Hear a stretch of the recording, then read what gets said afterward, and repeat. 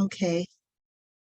So I use my other phone I put it on my tripod, and that's how I go on Instagram. I just have the camera right here recording the screen. God, let me see if I can go on Instagram on mine. Yeah, let me set up the Instagram now.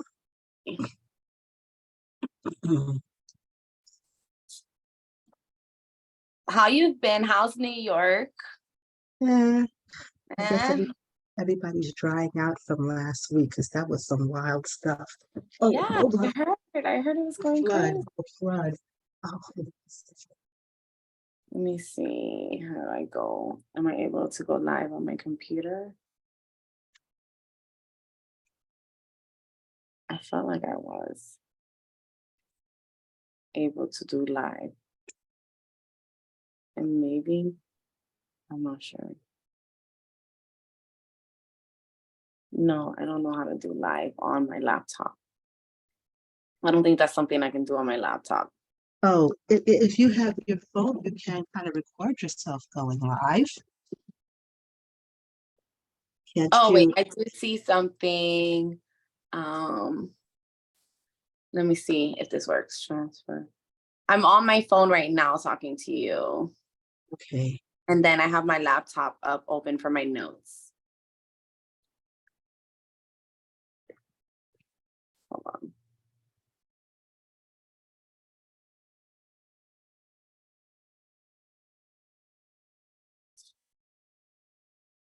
Audience public, let's see.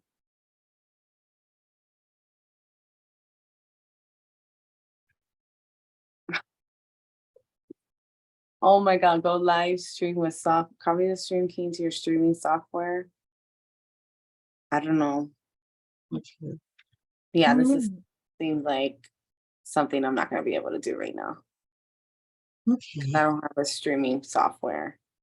No problem. So I just put my camera, my other phone is facing the screen, and that's how I go live on Instagram. I have another phone too, but I have to charge it. Oh, okay. Yeah, the one I'm doing the Instagram with is charging right now while it's on the tripod. And then I have my other phone that I use to monitor like Facebook. So, okay, so we're about to go live on Instagram, and then I'll just go right in and introduce you, and we'll see who's watching. So, okay. Good evening, everyone. Thank you for viewing this week's transformation session. It's Wednesday, so we're just going with the flow. And this evening we are discussing healing the mother wound with Anairis. I can always wonder how I say it. Anairis. With Anairis Perdomo, otherwise known as the Crystal Bruja. Okay, so let's just get right into the topic. I don't really ask a lot of questions, and I know that you have notes, so I'll just, kind of start us off. What is the mother wound, and why is it so important to heal it? Good evening, and thank you for that wonderful introduction, Abina. I really appreciate it. So essentially, the mother wound is, it's trauma from our mother or a mother figure that has impacted our life in some way or some form. Healing the mother wound is essential and prominent for us to heal as a collective. After all, I feel like it all starts with us, meaning women, mothers. And then from there, we set the foundation, we set the tone on how we not only love on our children, but expect our children to receive love, how they expect to receive love, and how they expect to interact with others as well. So that's why it's really important to understand your wounds when it comes in regards to your mother and healing the mother wound. I find it to be very essential for both male and females. Something that, I'm sorry, did you say something? No, I said, yeah, that was kind of like another question I had. This will be my last one. Like, is it important for men also to heal the mother wound? Like, what would a mother wound look like in a man? What would it look like in a woman? So this is, I love this question because I feel like we like to make things gender based. I know when it comes to females, and when we choose certain men or when we do certain things, we say it's like daddy wounds, and then men, it's like, mama boys and stuff like that. I feel like mother wounds show up differently for both men and women, but also show up the same.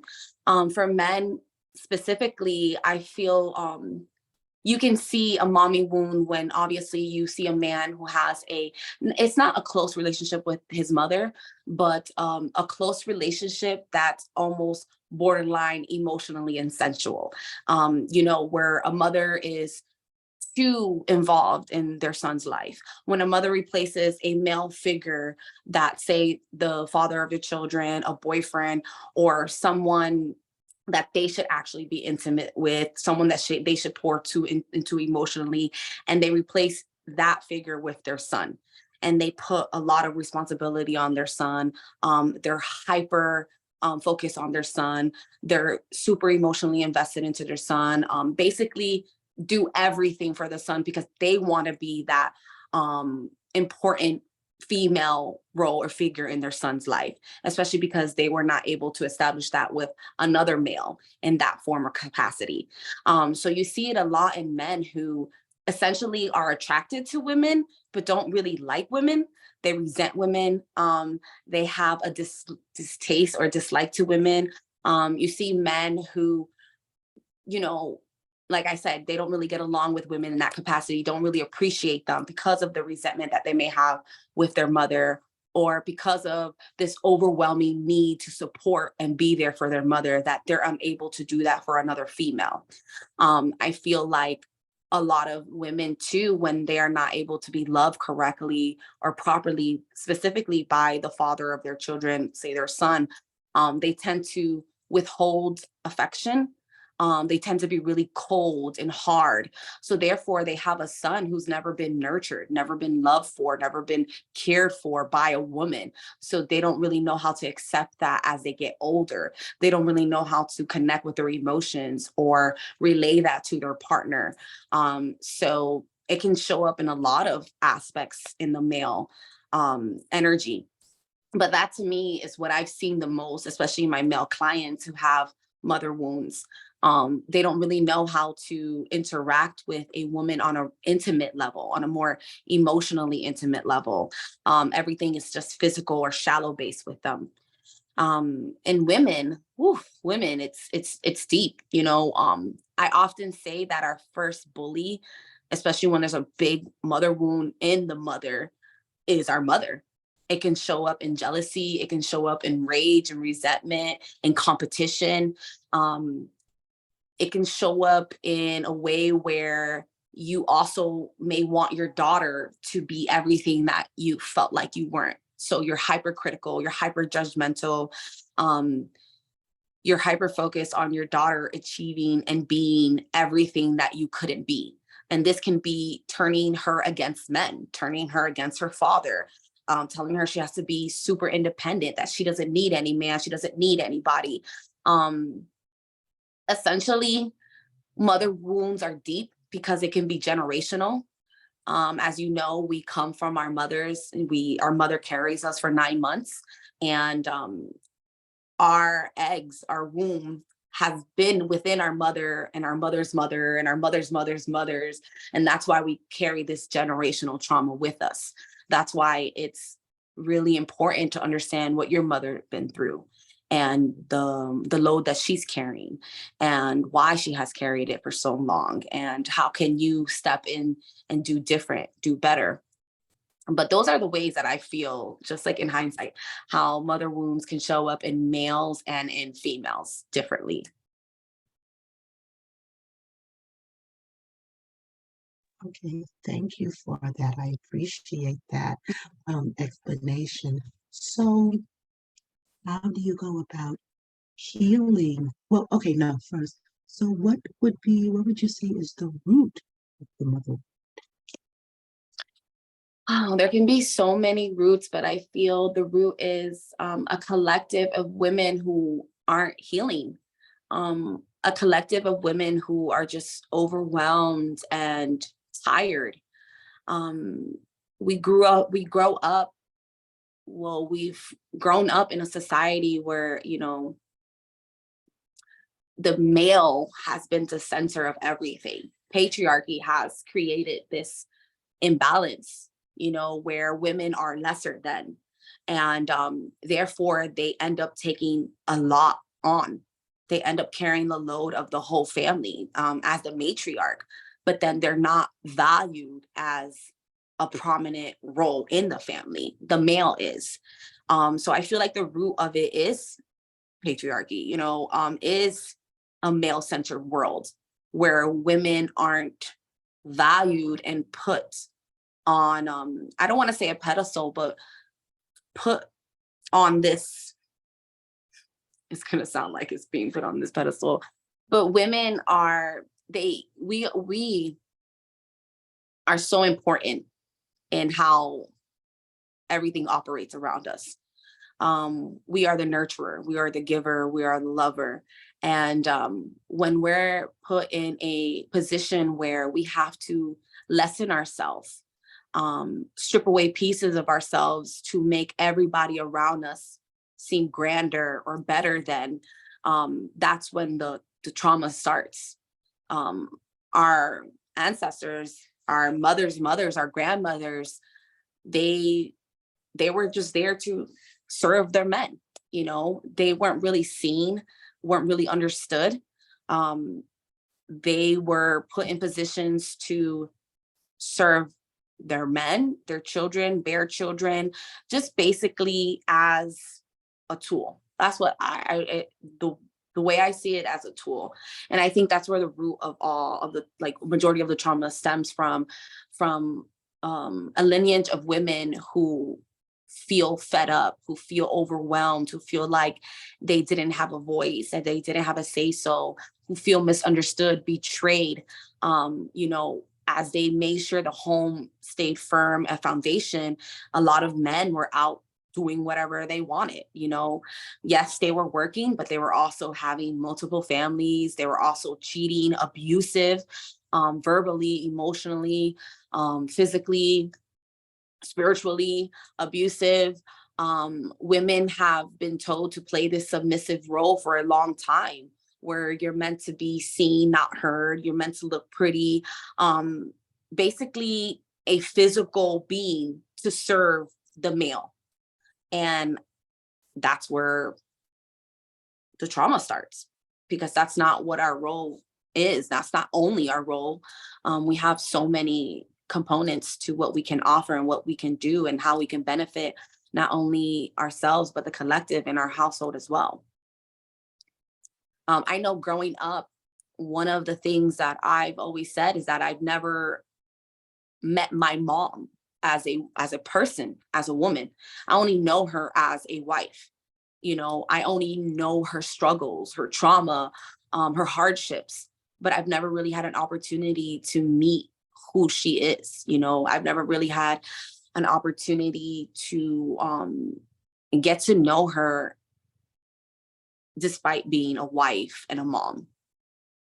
And that can be tough, not only as for a daughter, but I'm assuming for as a mom as well, especially now that I'm a mom too. I can see where that being your own whole identity can be also traumatic, you know. Not having an identity of your own basically is where the wound starts. So it's like an imbalance. It's definitely an imbalance. It's definitely an imbalance of energy exchanges. It's definitely an imbalance of appreciation, of feeling valued. It's definitely an imbalance. A lot of women also too struggle because they have to work extremely hard to be within their masculine and female energy, their masculine and feminine energy. It's always like a battle, especially single mothers. So that doesn't really give us an opportunity to be in our soft girl era. That doesn't really give us an opportunity to be feminine and to be nurturing and soft and gentle with our children, with ourselves, because we feel like we have to overcompensate and, be extremely firm and be extremely strict, especially in a male driven world as well. So for women, I posted this question about friendships, and that's how we got on this whole thing about the mother wound. So I'm sorry, you were breaking. play out in how does the mother wound play out in women relating to each other, like with women friendships? How does that play out? Well, imagine you growing up in a household where your mom essentially was your first bully. I know in a lot of Caribbean, Hispanic, and Black households, um, from friends I've had, I feel like we've all had a similar story where our mom was super critical of us, super judgmental, really didn't nurture us the way that we would want, really wasn't our support system the way that we would have liked. So imagine your first connection with a female, and that's how it is. Someone, especially your mother, who's supposed to love you unconditionally, support you, um, make you feel that you are worthy and that you are somebody. And essentially, they do not. You grow up with this just distrust in women. You grow up with this competition, this cattiness, because you feel like you have to defend yourself, or you feel like here's another person who's going to come into my life and criticize me. Here's another person who's going to come into my life and just make me feel lesser than. I feel like the mother wound shows itself a lot in female connections, because it's hard for us to trust another female. It's hard for us to be vulnerable with another female, because we feel like they're going to use that against us.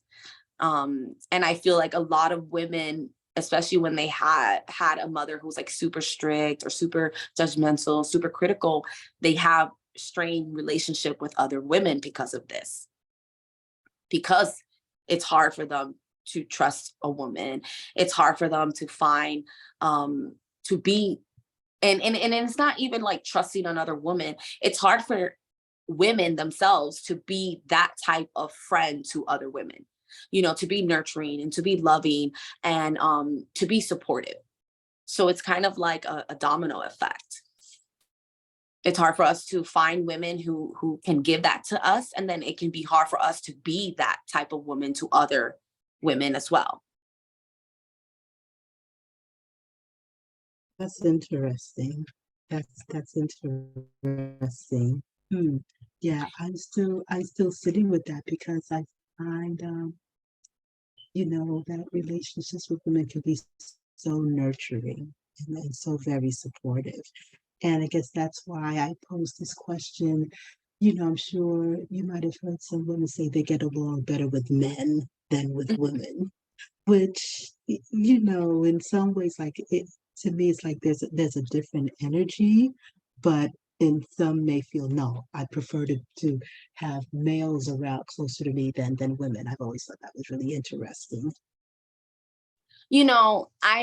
I've been that woman when I was younger. I want to say in my early 20s, um, I gravitated towards the male energy more. And I felt more comfortable. But then I also, in my early 20s, I had more work to do when it came to like my daddy issues, my daddy wounds. So I think that I felt more comfortable connecting with male energy, because I was trying to find something within my male counterparts, that say I couldn't receive from my father. So it felt more comfortable to have that masculine energy around me. I've always had issues connecting with women. From a young age, it was always hard for me to foster strong relationships with women, strong friendships with women. I always felt like I was in like a competition, and it was something maybe that I internalized as well. Um, because I had kind of like an up and down relationship with my mom. And I think it may have been something that I internalized um, with the insecurities that I had within myself, and that I projected it on as if it was something that was being pushed towards me versus something that I was projecting out. And I think that's why I had issues with females. I had a lot of insecurities. I had a lot of doubt within myself. I wasn't really, I didn't really feel strong within my feminine energy. I felt more comfortable in my masculine energy. Um, but now in my 30s, being a mom and going through some things that I've gone through and healing a lot of my daddy issues, healing, the relationship with my father, I I find that I want to submerge myself around female energy. I find myself having really strong female friendships and connections that I don't know what I would do without them. Um, so I think it depends too where you're at in your spiritual or healing journey. Um,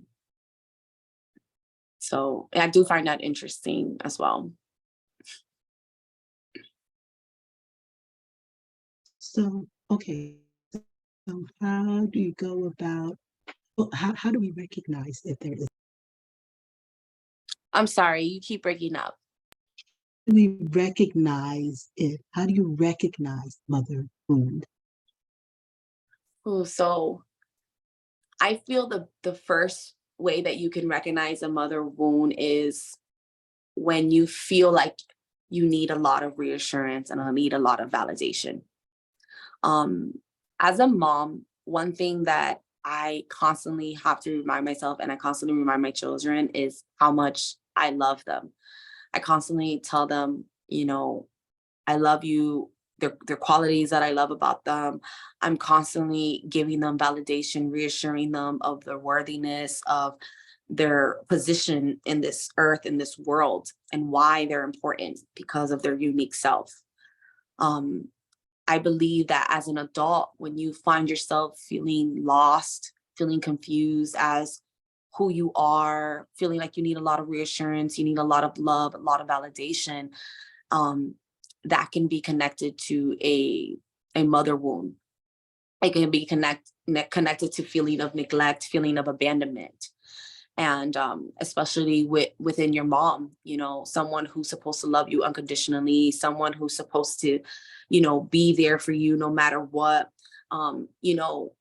It sucks to say, but especially in the Black and brown culture, they depict this picture that fathers are sometimes there, sometimes not, but that moms are always supposed to be there for you.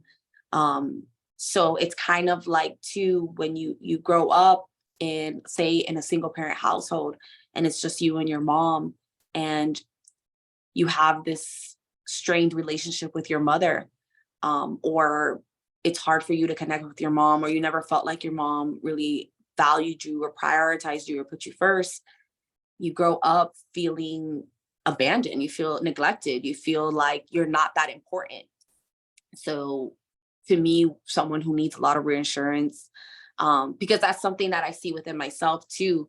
Someone who needs a lot of reassurance, validation, that can be a sign of a mother wound that needs to be addressed.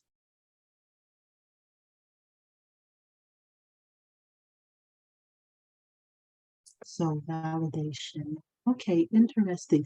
What if your relationship was, what if the relationship was not like strained? Can you still have a mother wound? Yeah, I feel like so one with as you there's different sets of like experiences within our like adolescence, our youth, our teenage years, our young adult years. Just because you don't have a strained relationship, like you can have a good relationship with your mother, but there can still be moments where you feel misunderstood, or still moments where you feel like you weren't supported the way that you wanted to be supported, and that can like set a like that can be set in your mind. It can be one of those moments within your life that kind of alter the relationship between you and your mother or your parent in some way, some form. So it's not necessarily has to be a strained relationship. It can be complicated. It can be up and down. It could be like, I've had a moderately great relationship with my mom, but there's been times where, this happened and it really put things in perspective, or it really hit me in a way that I didn't expect it. And it can linger longer. It can be a memory that can linger longer than you would have liked. It could be a memory that perhaps triggers something differently within you. So no, I don't feel like you have to have a strained relationship in order to exhibit like mother wounds or have these issues. It can be an isolated situation that just affected you more than you would have liked. And now it's something that you have to work through or address, or maybe it just propelled you into something different that you didn't realize that you were holding on to, that you may want to address or is affecting you in some way. So would you say that daddy wounds are more external and mother wounds are more internal? I would say that I personally feel that they're both internal and external. Um, I would say that they both carry I don't want to say they an equal weight, but I would say they both carry an equal weight in regards to a lot of things. I feel like daddy issues or daddy wounds present themselves differently in some aspects. And I feel like mother wounds present themselves differently as well. So I would say they're both important, honestly. But that a mother wound runs deeper and it can be connected to something more internally because of where it comes from, where it stems from, and how deep it can run because, it comes from our mother and all that she had to carry and who all that her mother had to carry and so on and so forth. So can you look at a family and see like the same mother wound like through the generations? Yeah, um there's been studies of mothers who've gone through similar things that their ancestors have gone through generations, similar. And it could be similar in regards to relationships, in regards to wealth, in regards to health.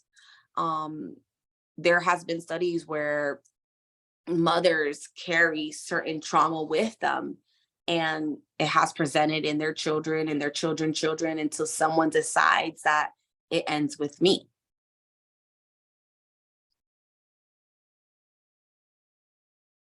Okay. So I guess now we can go into how, what's the first step in trying to heal this wound? The first step is recognizing that there is something there. The first step is definitely recognizing and trying to hold yourself accountable of the patterns or the reactions or the traits that you've been exhibiting, and understanding the root and where it's coming from. That's the first step, is definitely recognizing that there is a pattern, there is something there, and understanding why. Why are you holding on to this, and how is it showing up in your life? You want to be able to pinpoint it so you can take the time to unpack and process and understand it on a deeper level. Oh, okay. So what are some of the tools to use in healing a mother?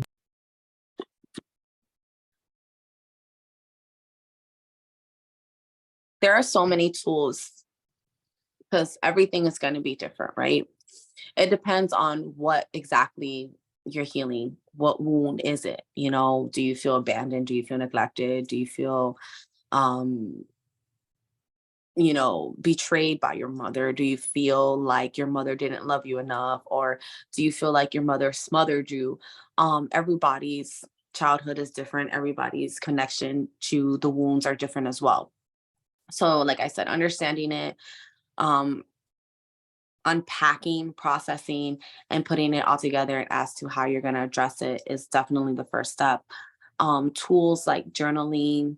I like to, there's this meditation that I work with my clients, and it's called Walking Alongside Her. And it's a meditation that it's a guided meditation, and it's supposed to connect you with your mother as a child, right?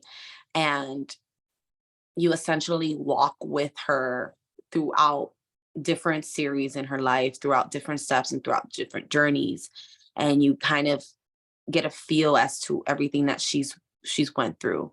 Um, Walk through her, even through situations of you and your mother, prominent memories or situations that you felt that she's done things that maybe you wish you would have done differently or could have done differently.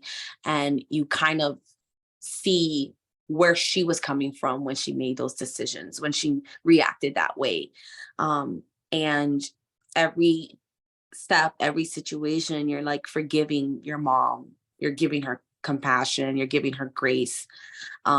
You're somewhat being that parent figure for her, and letting her know that it's okay, that her mistakes does not define her. I find that meditation to be very healing, because sometimes we need space from our mom while we're healing the mother wound. Sometimes we cannot get that validation from our mother, or that apology that we crave, or that understanding. So doing this meditation gives us an opportunity to, put the judgment aside, and, give us an opportunity to have closure, on a more spiritual and mental aspect. That's that's a way that you can, that's a tool that you can use as well. I like to also, for females, womb meditations really help. Um, Having a direct conversation with your mother if possible, and sitting down with her and just addressing certain things that you've been holding on to, and creating that transparency moment and an opportunity to discuss, what has been hurting you, what has been bothering you. Therapy is a very great tool that everybody should utilize. So men too, creating a safe space for them to just connect to their emotions and be real with things that they've been holding on to as well. So those are some tools that you can do when starting to heal the mother wound. And what if your mother is no longer on this side? I know you mentioned, sitting down and talking with her, so you can still apply these same tools. Yeah, prayer, if your mother has transitioned and you still have this mother wound, I'm a big advocate on prayer. Light a candle on behalf of your mother, prayer, write her a letter, read it out loud, burn it, give it to the ocean. um Releasing has a lot to do with you, and it has nothing to do with the other person. So giving yourself a voice to connect your thoughts and your emotions, and acknowledging that is can be so transformative. Just saying these things out loud, writing them down, and just doing it without conviction. Don't worry about what anybody's going to feel or say, because again, this is not about anyone else. It's about you. It's about you being finally seen, your voice finally being heard. It's about you just releasing everything that you need to do. And it can be very hard to do that when someone's not physically here in your presence, or they're not in a space where you can go and call them or speak to them. So just creating that dialogue and, verbalizing it, it can be you saying these things, writing them down. Um, and then this is another way, honoring your mother, especially if she's passed. You can have a dinner celebration every birthday that she has, or on the anniversary of her death, honoring her with her favorite meals, having memories or rebuilding memories that you wish you could have had as you were younger, as you're older, can be very healing as well. Creating these new memories in remembrance of your mother.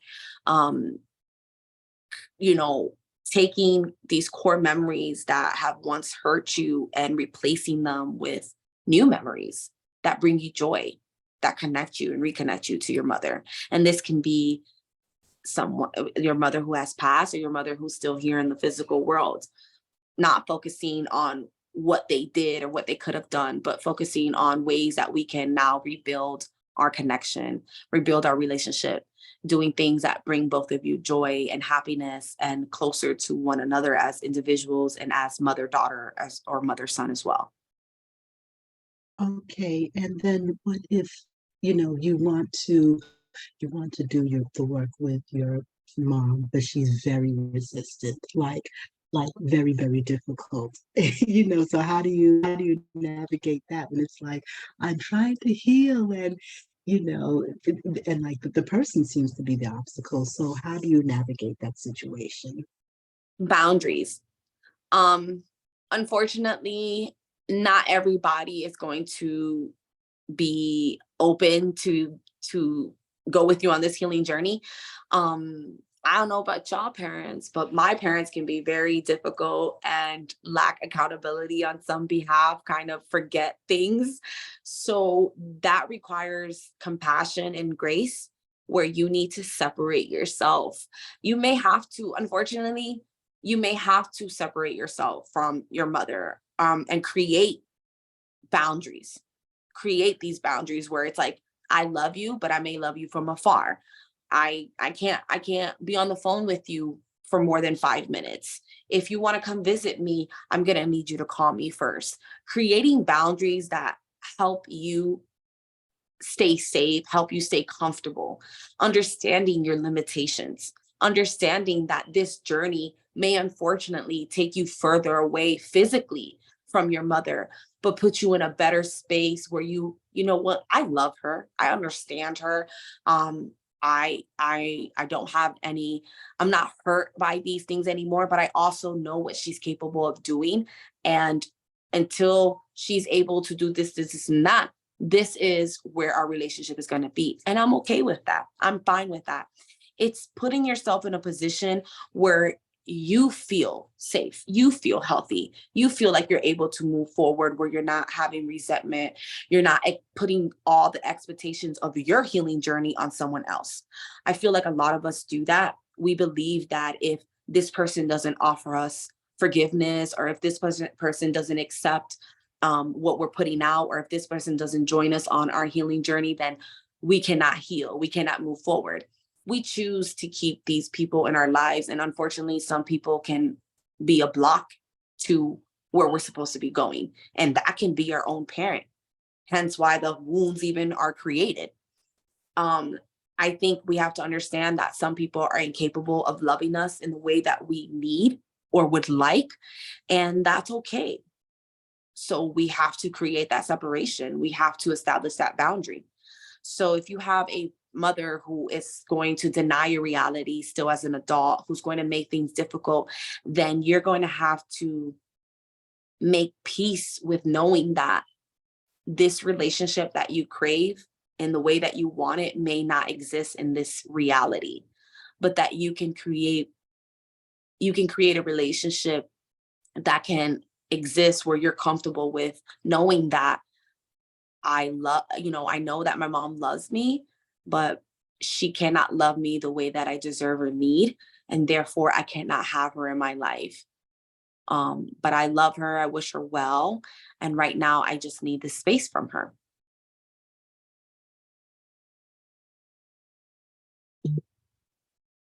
That was a word. Um, when you said boundaries, that's why I said boundaries is a whole other conversation. Yeah, boundaries are very important, and it's not just boundaries that we give to other people, it's boundaries that we need to give to ourselves.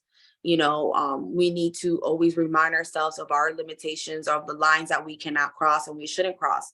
um because if we continue to put ourselves in a situation that's just going to cause us to react, to cause us to you know put our healing journey backwards, then that's a boundary that we lack for ourselves. We need to practice better boundaries within ourselves. We have to establish this space and understand that if we put ourselves in this situation or position, it's going to just hold us back.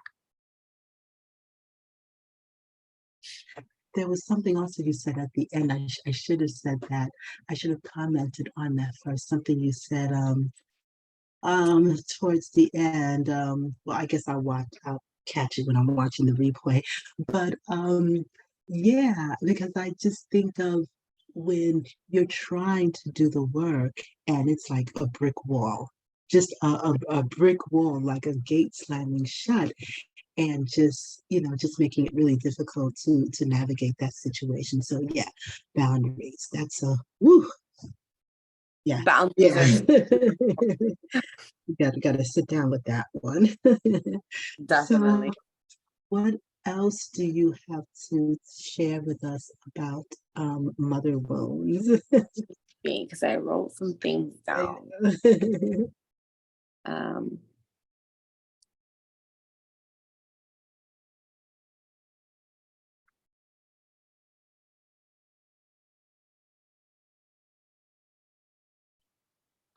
so mother wounds that I really want to address and talk about is about how, first of all, I think that as women, we need to place, and I'm speaking for myself here, especially now getting into single motherhood and becoming a mom.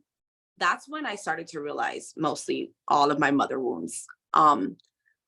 Being a mom, being a parent, period, is super triggering. You don't, I think relationships in general are super triggering. And you don't realize a lot of the ways that you're like your parent until you become an adult, especially until you become a parent. And there was a lot of things that I started to see within my mom play out in how I, in my role as a mother and as a partner. Um, in the way that the men that I chose to have children with. I have three children and all by the same father, but even choosing him, it was driven by my mother wounds. And I feel as a woman it's very important to understand your relationship with your mother and understand that the relationship with your mother and what you witness is ultimately going to play out on how you present yourself as a wife, as a mother, and as a partner, and as a woman in this world. And it's going to do so for men too. I believe that healing the mother wound will ultimately heal the collective. Um, so I feel like I'm going to contradict my last statement because now that I am speaking in hindsight, I do believe that mother wounds are more prominent than daddy wounds or daddy issues, because there was a study that I read, and I want to see if I can find it, about how in a single parent household, children being raised by their father, um both men and women, tend to grow up to be more successful, to tend to grow up to be more nurturing, um even to have more of a balance of masculine and feminine energy versus children growing up in single parent household by women, by mothers only. And that's because women show their masculine energy different. So when they're single mothers, they feel like they have to be more forceful, be more assertive. So they're more so operating on their masculine energy, especially when that mother wound is present, because they don't feel like they'll be respected as showing up as like soft, nurturing, loving, caring, and all of those things. And I believe when we start to take initiative before we have children to start to heal things from our childhood, to start to heal our inner child and understanding what our inner child needs in order to heal, whether that be you have daddy issues, mommy issues, or both, I think then we will be able to raise better sons and daughters. Therefore, then we will have better adults coming into relationships. We have adults now who have so much healing to do, and they're getting into relationships looking for moms and looking for dads. A lot of women are dating, looking for father figures, looking for someone to just support them, to take care of them. And then a lot of men are looking for mother figures in women, looking for someone to take care of them, to baby them, to, basically, do everything that their mom did for them. We're not really raising emotionally intelligent, emotionally aware adults. We're not really raising adults who are loving on each other, respecting one another. It's more so, what can you do for me? And I think that when we sit there, especially as women, when we really put value within ourselves, start healing and nurturing ourselves and taking care of ourselves and loving on ourselves the way that we would want others to love, we will do better at not only choosing who we want to have children with, but we will do better in also raising the children in which we decide to bring into this world. It's like a domino effect. When we start to really heal before we get into marriages, or if we choose someone who's willing to work on themselves and therefore work on the relationship, we will have a family unit again. We will have a balance again, because it takes a balance of both feminine and masculine energy. But in order for us to really have that balance, we have to start healing. We have to start figuring out, where are we giving too much energy to an act? I hope that makes sense. I feel like I was all over the place. No, I agree. And people are just looking to get their needs met, not really have connection. That's kind of what you're saying. Yeah, which is like, it's like children looking for their needs to be met. It's like a lot of adults were operating in a sense of our inner child, in sense of, our children like mentality, because yes, it's very much about, how can you fulfill my needs? Because as young children, we weren't having our emotional needs met. We weren't really being prioritized. Um, we were raised with, our mothers just feeling overwhelmed and exhausted, and essentially having to prioritize, men, the men in their lives.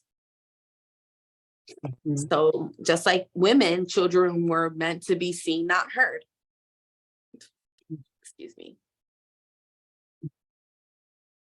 Yeah, a lot of children walking around in grown-up bodies. Yeah, yeah. It is a lot of, grown-ups feel neglected, they feel unworthy, they feel unloved. A lot of men out here also feel like it hurt. I have a friend who hosts a men's healing group, and it hurts.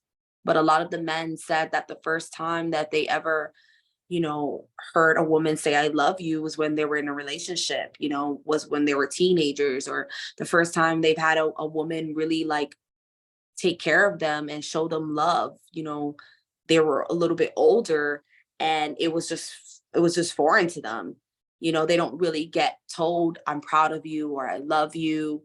Or they don't really, it's more so men feeling like the women in their life was just like, what can you do for me? How can you benefit me? Versus, you know, you can just show up as you, and that's good enough. It was more transactional and not really from the heart. Yeah.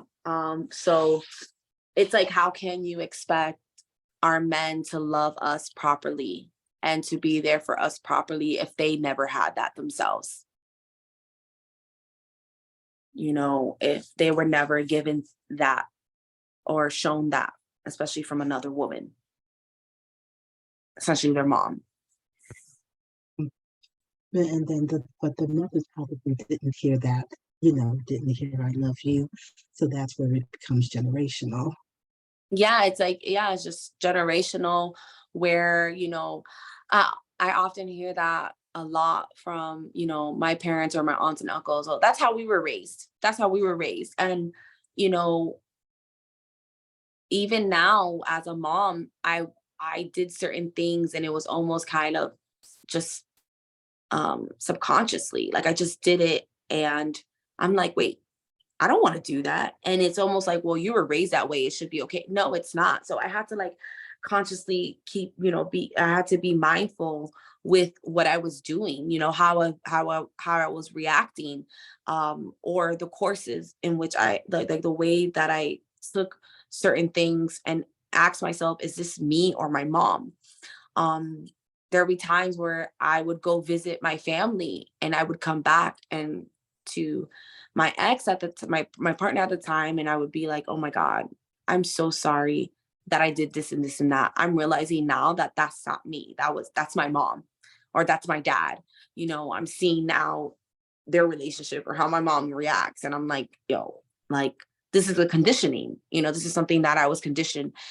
This was how I was raised. We're all raised differently, and that's why understanding your mother wounds and your daddy issues is important, because what you went through doesn't mean that your partner is going to go through or your friend is going to go through.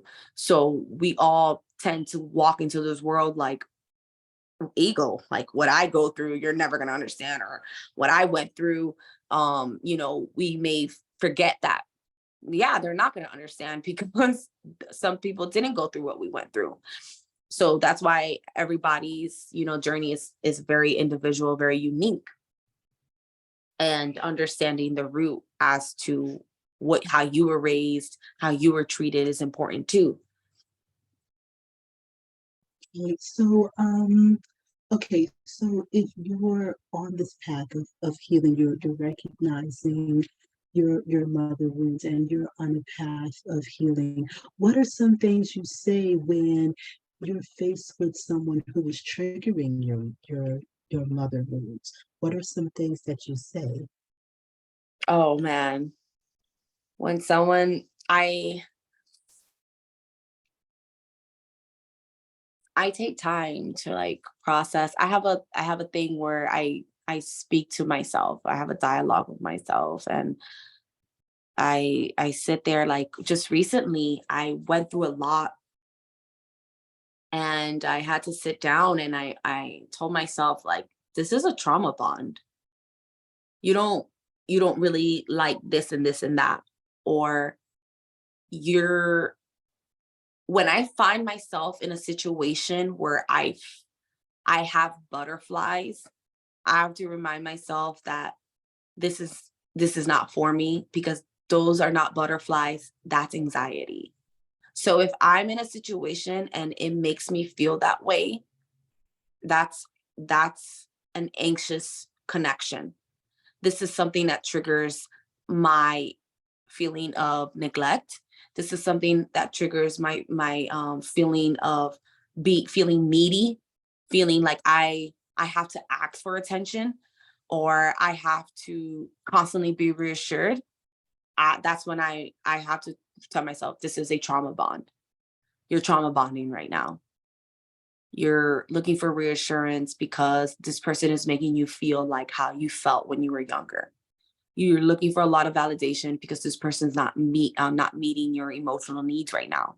You have to constantly ask them, well, do you like me, or do you want to be around me, or are you sure you want to do this? If if I find myself in that situation, I quickly tell myself, okay, this is not a situation you want to be in, or this is not a real this is not a connection that is reassuring. This is not a safe space for you. So it's just like having that internal dialogue that kind of like burst your bubble. You have to recognize your patterns.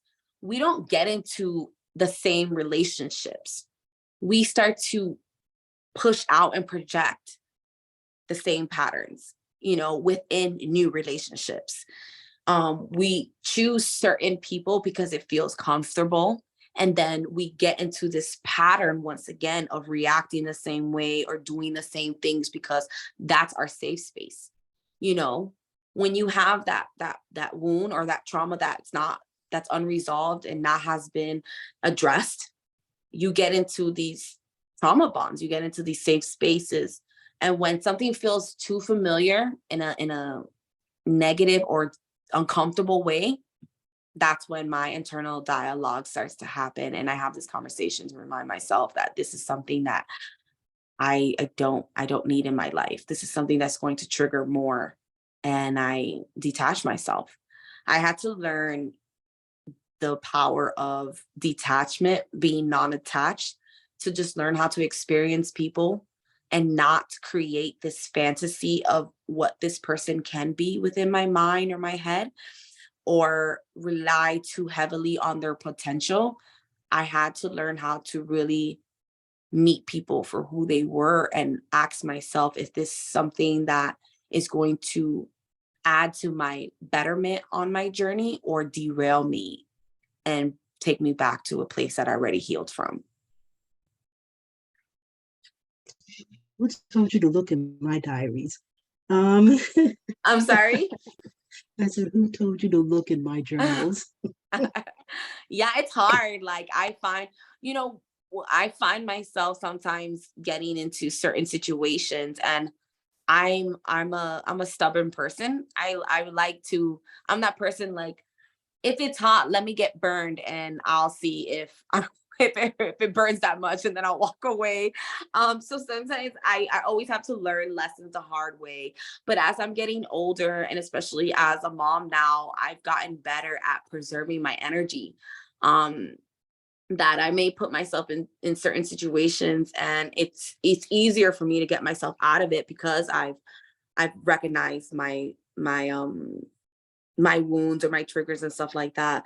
But now I'm seeing now too how my mommy wounds are playing more of a prominent role on the men that I choose, and on the people that I choose to have in my life.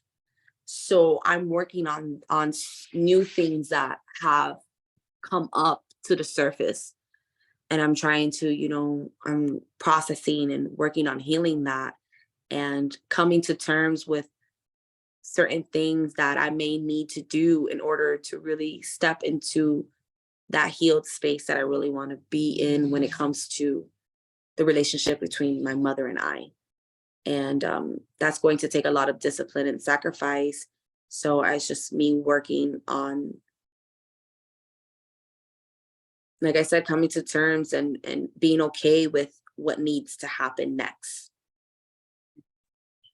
Mm. I'd read somewhere once someone was talking about a situation, and someone said, your next steps will show you how much you love yourself. And I was like, whoa, that hit me in the gut. So yeah. Yeah. Yeah. That's why I say relationships are triggering. Like, um, a person will only put you through so much because of what you allow. And I remember someone telling me, and I'm very grateful that they told me this, but they were like, oftentimes we nag, we complain about how we want someone to treat us. And they said, if you don't like the way that you're being treated, then you're the one who needs to walk away, not me. And I was like, oh my God, you're right. Why am I putting so much power into your hands? Like, why am I putting so much control into, they've made it clear that this is the treatment that I'm going to be given. They made it clear of what they're capable of giving.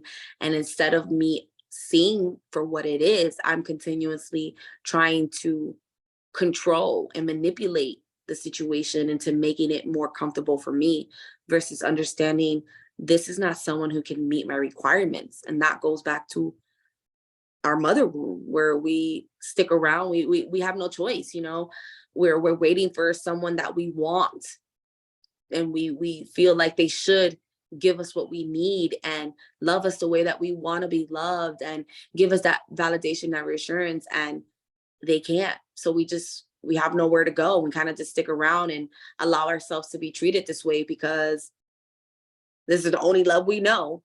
So as an adult, if we don't fix that, we're going to continuously perpetuate and be within these habitual relationships of same things over and over again. Mhm. Mhm. Very, very, very true. Very, very true. Let me just interject and have you reintroduce yourselves, because people are definitely tuning in. You reintroduce yourself and say who you are, and why we're discussing mother wounds. My name is Anairis Perdomo. I go by the Crystal Bruja. And the reason why we're discussing what mother wounds is because it's time that we heal the collective. It's time that we heal ourselves. We heal men, women. We understand that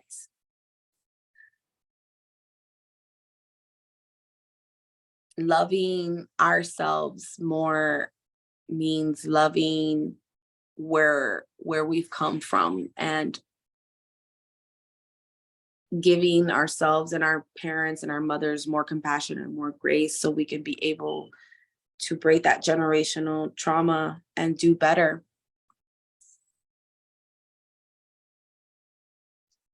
Okay. Healing the matriarchy is important because that's always been the most prominent role within the family unit. So that needs to be put first. That's what I feel. Can you expound on that? Can you expand on that, on healing the matriarchy? Um, so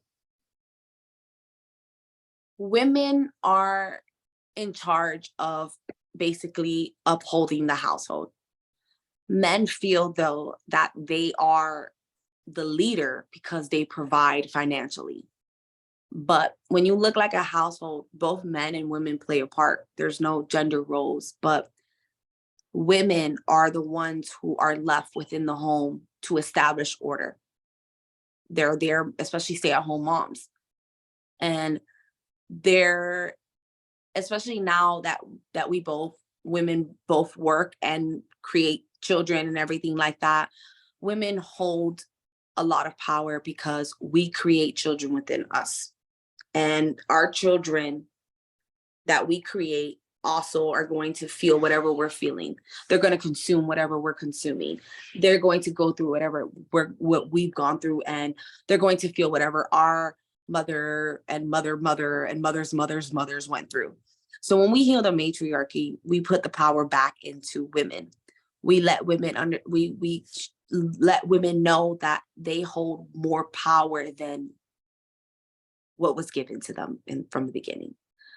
We have a lot of control. We can establish order, and we can do so by being within our feminine power. We don't have to overexert our masculine energy to do so.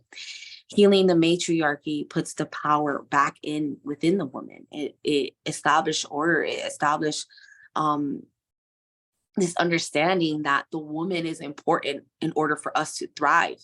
When you have a good woman by your side, she sees your vision and she helps you put that forth in action. When you have a mother who supports you and loves you and showers you with unconditional love and validation and affirmation, you feel like you're capable of doing everything. When you have a woman in your corner that is strong, assertive, independent, but also nurturing and gentle and caring, you see that you're able to be a powerful source. And as a man, you're able to see a woman stand on her own, but still understand that she still needs love and nurturing, and she still needs you. Men just innately tend to kind of be ego driven. Men innately, especially how they've been raised, are told that, you know, they're the leader, that they have to provide financially, and that the patriarch is grander than the matriarch. And history knows when a woman leads, it's a better outcome for the collective versus when men do. Women are more emotional. That's false. Men are actually more emotional than women, but they've been taught to suppress their emotions from a young age. So therefore, actually from like 1 through 8, they're more emotionally reactive than their counterparts, than, you know, females.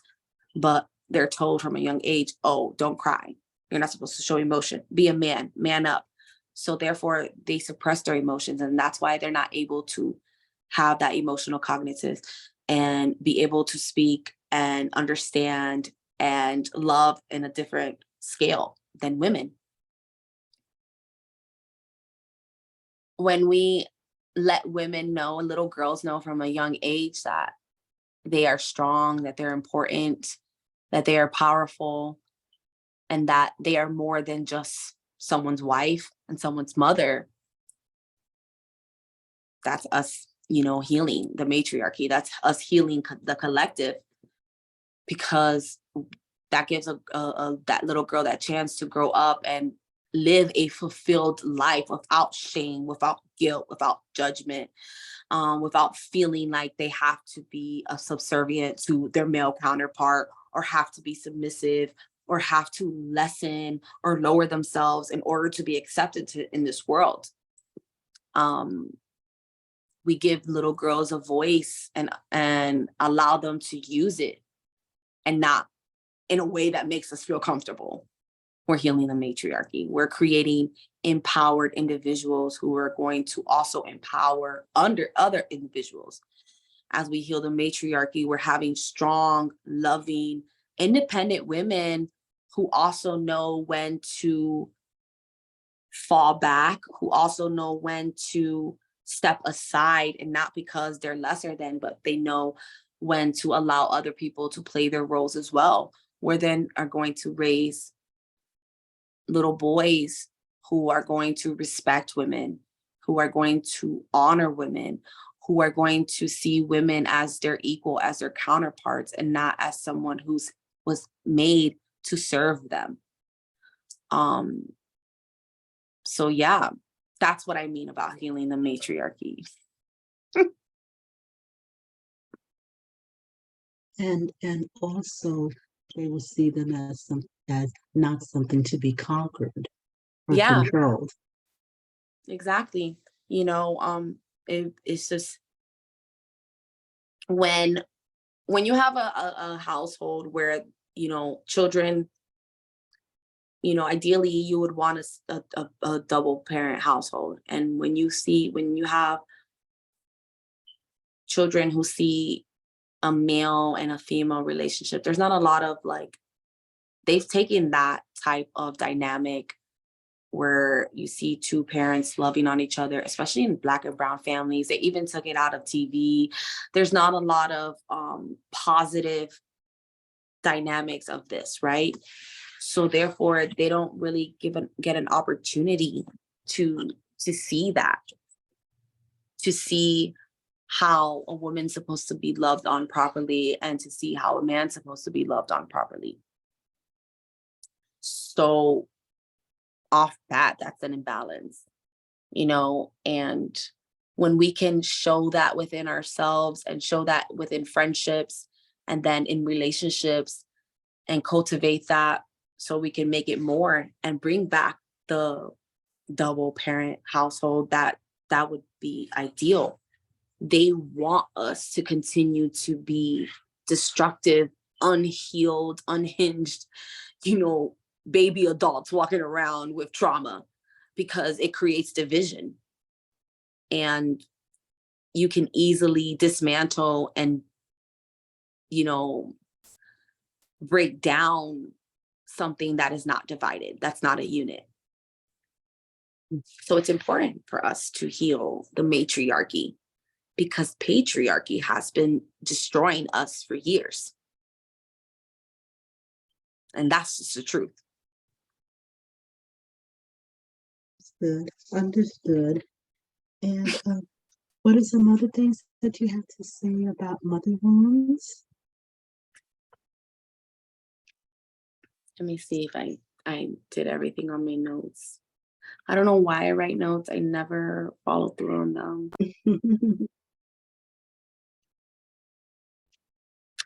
I want to say, I just go back, as I'm a mom, I just really want,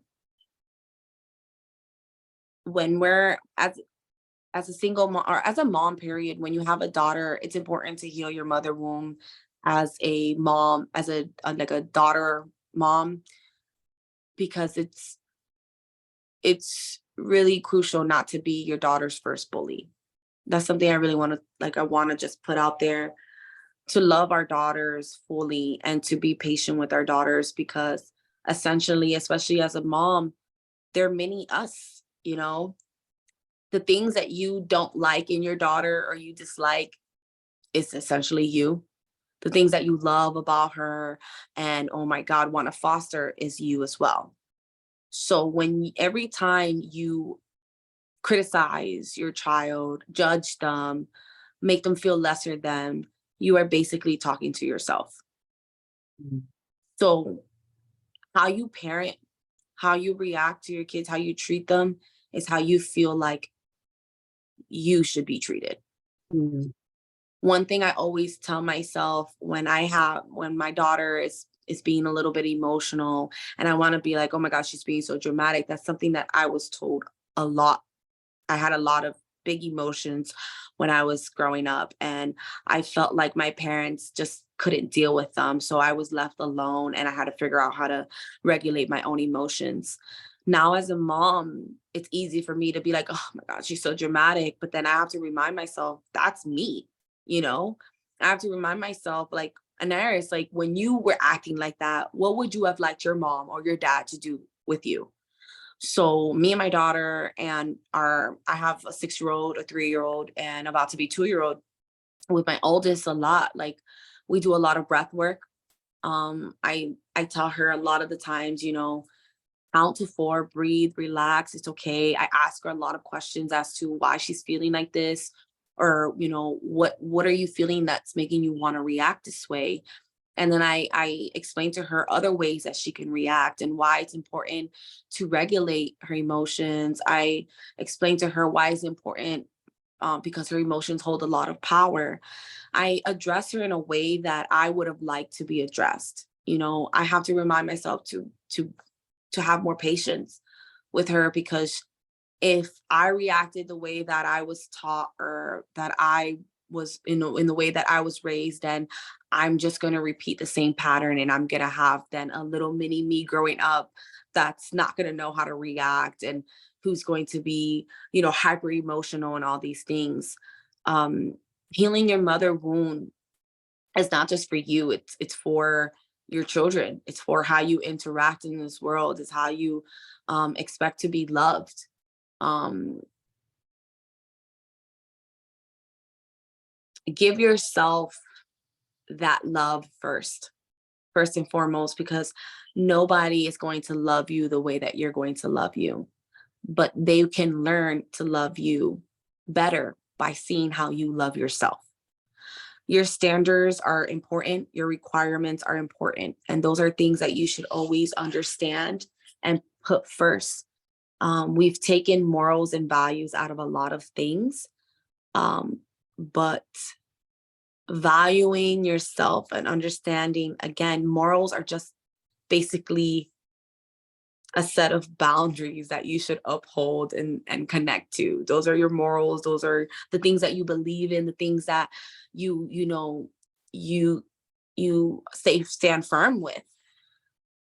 So really understanding yourself and healing those wounds and understanding what you value and what your morals are, what your boundaries are very important in order for you to thrive on this healing journey. Um, Again, having grace with yourself and with your parent as well, because they were doing the best with what they had. They just really were. And unfortunately, it's generational. And every generation tries to do a little bit better, but they still falter to the default on how they were raised. This is how I was raised, et cetera, et cetera. So just having compassion, understanding that your parent was doing the best with what they had. And if they're incapable of doing better now, or they're capable of respecting you in the way that you need to, then unfortunately, that's when division and space is necessary. Until you get to a place where you feel like you're not going to be as affected um, by it. But definitely take the time to heal and to work on repairing and reparenting yourself. That's another thing that I wanted to talk about is reparenting yourself as an adult. And that's essentially what you do every time you feel triggered or every time you feel like you're being reactive.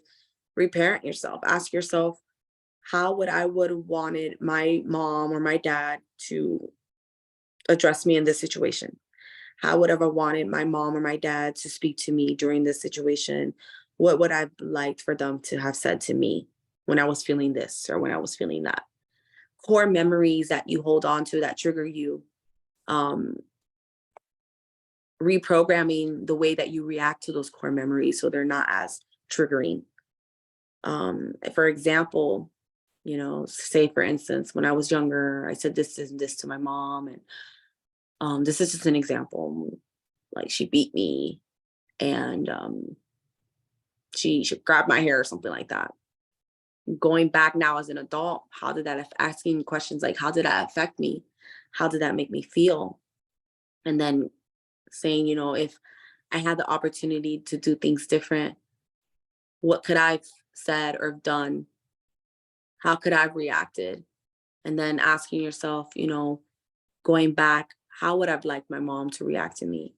And then also saying, having that dialogue, that internal dialogue, and understanding like, okay, I would have liked my mom to do this and this and this and that. I forgive my mom with how she reacted because I know she didn't have the tools to do that. But I would have really liked to receive this and this and that.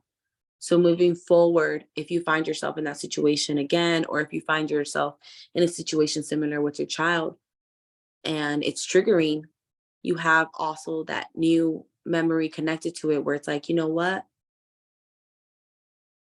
My mom is not here right now. And I choose not to respond in that way. And I choose to do better. So I'm going to respond in this way. So, yeah, just being intentional with how you move forward and making sure that you're accountable and aware of things when they come up and not suppressing them or ignoring them. I think conscious parenting is parenting the way you would have wanted to be parented. That's what that's kind of what I rely on. Yeah, same here. Same here. It's hard, it's hard parenting, being patient, losing patience. It can be a lot, but I took a vow to just do things differently, and I'm gonna stick to it. Yeah, yeah. Lots of deep breathing. lots of lots of slowing down. Definitely lots of Hmm. slowing down and lots of deep breathings. It's like, okay, is this gonna matter in an hour? Me Yeah. getting upset, is this gonna matter in an hour? Yes. And it's funny because that's one thing I had to heal deeply. One of my like mommy wounds was feeling like I was like always controlled. Mm. I felt like I was constantly being controlled and like I couldn't just be me, like my mom wanted me to be like a specific way, just so I can be more tolerable or easy at times. And when I first had my daughter, I found myself doing that. And one day, this was when I was in New York, and I got so frustrated because she kept knocking down the pillows off the couch. And I was like, no, those are not supposed to be on the floor. We have to keep it neat. And like, as I'm speaking these things, I'm like, oh my God, I sound just like my mom. And I'm like, I'm so stressed out about pillows. And she's like having so much fun. And like, I can't even enjoy her because I'm more worried about these pillows. Mm. And I was just like, F these pillows. And I'm like throwing them on the floor with her. We're having a pillow fight. And after that, I'm just like, you gosh, I'm like, I need to let go of control. This is ridiculous. Like, I'm getting stressed out over a 2-year-old who wants to be a 2-year-old. And Mm. one of the biggest stressors as parent is wanting to control our children all the damn time, you know? And I feel like when your kids are toddlers from the ages 1 through 7, 8, forget about it. You're not going to be able to control them. You're not going to be able to have your children do everything that you want them to do and everything like that. So that's something that I really had to like let go of and process, because I'm Dominican. I didn't grow up in a household where, we were able to just be. Mhm. We were able to just be children. That was just like, no, no, mm-mm. You're supposed to be seen, not heard.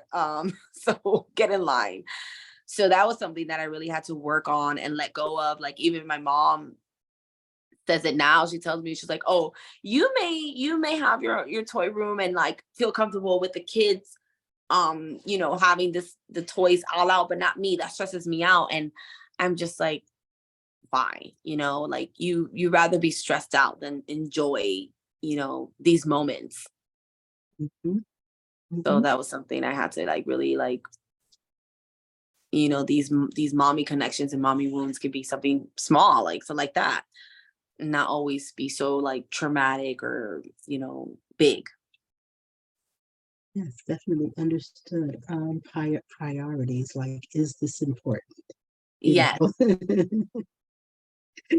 like yeah, it is more important to, yeah, get down there and play with the pillows as Hmm. opposed to trying to control what a 2-year old is. A 2-year old is going to be 2-year olding. Yeah. Yeah, they're like exploring and curious, and just the conversations that I've had with like the elders in my family, and they're questioning my parenting because I guess gentle conscious parenting, and they're like, well, what do you do when the 1-year-old doesn't listen? I'm like, I hope you're not serious right now, because she's literally just one. Like, I don't expect my 1-year-old to listen to anything except me being, you're so cute. Like, I was just taken aback at the control that they could not let go of, especially over a 1-year-old. It Mhm. was just like, oh, but she's crying. Like, just the things that, we have to like heal, like breaking those generational traumas and curses. Is crazy how small and how big they can be. Understood, understood. So at this time, can you share like what some of the services are that you offer? Yeah, of course. So I do offer spiritual readings. Like, I offer tarot and oracle readings. I do offer guided meditations if that is something that someone wants to work on. I do chakra activation and balancing. I do womb healing and clearing services. I do Reiki, crystal healing and balancing as well. Um, I offer a service through already established clients called tarot therapy, where we would do a spiritual reading, and then like a session, a discussion of whatever we're picking up, or if something specific that I have a client that wants to talk about something specific, and we offer more spiritual guidance in regards to how they could handle certain things, or we'll do like a meditation or maybe a sound. I do sound bath therapy sessions as well. Okay, wonderful. And are you local? So I relocated. I am back in my hometown of Miami, Florida. So I am currently not local. I do offer remote services if anyone is interested. Okay, and what's your website and social media pages? My website is thecrystalbruja.com, and all of my social medias, TikTok, Instagram, YouTube are also the Crystal Bruja. Okay, awesome, awesome, because I know some people will be asking. So any final thoughts on mother wounds and what we need to do to explore them? I would just say that take your time. In our spiritual or healing journey, it's cycles. We can heal from one thing and then something may come up. I can't stress this enough. Grace and compassion is something you're definitely going to need through this journey. Um, really honor yourself and the journey that you're going through with that, because if you don't have grace and compassion, not only for yourself but for your mother or whomever you're trying to forgive and let go of or heal from, it's just going to feel overwhelming. It's going to feel like a task that you cannot do. Understand that it's not going to be something that happens overnight. um so being patient and riding the waves, asking for help when necessary. It takes a village. You cannot do this on your own. So don't try to do it on your own. But know when it's your hermit mode where you need to be alone, where you need to isolate. Balance is key. Um, in the mix of unloading and unpacking and processing, try to have some fun. Try to remember the good memories as well. Um, so you understand that not everything may have been bad. There was some good in those moments, but that unfortunately the bad parts stick with us physically, emotionally, and mentally. And that's why we need to process it and let it go and break it down so we can release it out of our body. Okay, thank you. Well, this has been awesome. I know, I know when we were redirected yesterday, I said, okay, that just means it's going to be even better, when it finally does happen. So, this has been great. Like I said, I definitely feel like you were looking in my journal at some point. Um, but I appreciate everything you've said, and to the viewers, there are definitely a lot of hearts here on Facebook and people watching on Instagram as well. So someone said here on Instagram, what did they say? Um, oh yes, that they appreciated this. Thank you for the wonderful, enlightening conversation. Yes, thank you so much for this enlightening offering. It was so beautiful. Aw, Yeah, so thank definitely, you. yes, yes, but definitely a lot of appreciation. Thank you for So, taking this space and allowing for these exchanges to happen. oh, you're most welcome. You're definitely most welcome. It's just wonderful that with Zoom, even though people are not local anymore, we can still connect with them. And for people watching. I'm sorry. Oh yeah, the your Instagram again and your website. Oh, it's at the Crystal Bruja, it's my Instagram, and that's It's the Crystal Brew. yeah, it's TheCrystalBruja. And Okay. that's also my website, thecrystalbruja.com, www.thecrystalbruja.com. Okay, awesome. So I know people you'll see some new followers on your page after tonight. I look So so thank you very much for joining us. I mean, I think this is the latest we've ever gone, but thank you so much. Thank you for accommodating. I appreciate it. I hope you have a great night. So thank you. Okay, thank you everyone, and hopefully we'll Thank see you. you all for Transformation Thursday next week. Okay, everyone have a great evening. Bye Okay, everyone. thank Thank you, you. sis. Thank you so much. Good night. Okay.